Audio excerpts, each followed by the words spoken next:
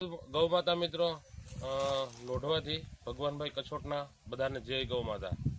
मित्रों आज अमारी गौशाळानी गौभूमि गौ संवर्धन ट्रस्टनी सौथी श्रेष्ठ गाय अने सुंदरमा भरपेट जेने भगवाने सुंदरता आपी छे एवी पहेला ज वेतरनी गा ए अमारी गानुं नाम छे पृथ्वी। अहींया फर्स्ट पहेला ज वेतरनी अंदरमां एवी सुंदर मजानी वासळीनो जन्म आप्यो छे। તમે જોઈ શકો છો સુંદર મજાની વાસળી છે અને આ ગાયે આજે અમારા ઘરની અંદરમાં જે ખુશીનો માહોલ જે સર્જાયો છે એ બદલ ગાય માતાનો ખૂબ ખૂબ ધન્યવાદ।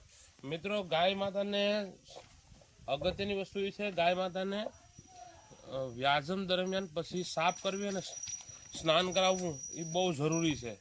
તો સ્નાનની અંદરમાં પાવડર કે કેમિકલવાળા કોઈ પણ પેસ્ટિસાઇડ નહીં પણ ગરમ પાણી કર્યા બાદ गरम पानी करी अने जे आपणी हळदर होय छे हळदर ए हळदर 50-50 ग्राम जेटला थी 100 ग्राम जेटलो एक छे पाणीनी अंदरमां नाखी अने आपणे जो स्नान करीए तो माखी मच्छर अने केम के हळदर छे ए एंटीवायरस छे एंटी फंगस छे।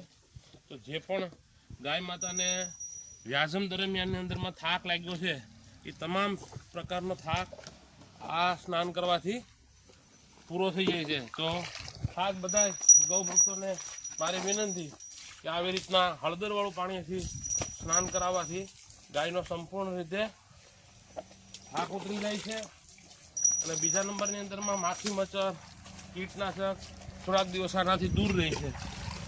જે ગાયને આપણે હળદરના પાણીથી નેવરાવીએ અને પછી જે જૂના જમાનાની અંદરમાં anti injection antivirus anti fungus माटे जे काम करतो होय तो छे एक धुवाड़ी जो अजमाने आपणे धुवाड़ी करीए छे ए धुवाड़ीनो बहु महत्वनी वस्तु छे अने अजमा नाखीने जे धुवाड़ी छे ए 3-4 दिवस सुधी लगातार गाय माताने करवामां आवे तो कोई पण जे मूत्राशय लक्षी जे पण बीमारीओ छे ए घटी जाय छे। तो આવી રીતે આપણે ધુવાડીનો ધૂપ કરવો જોઈએ।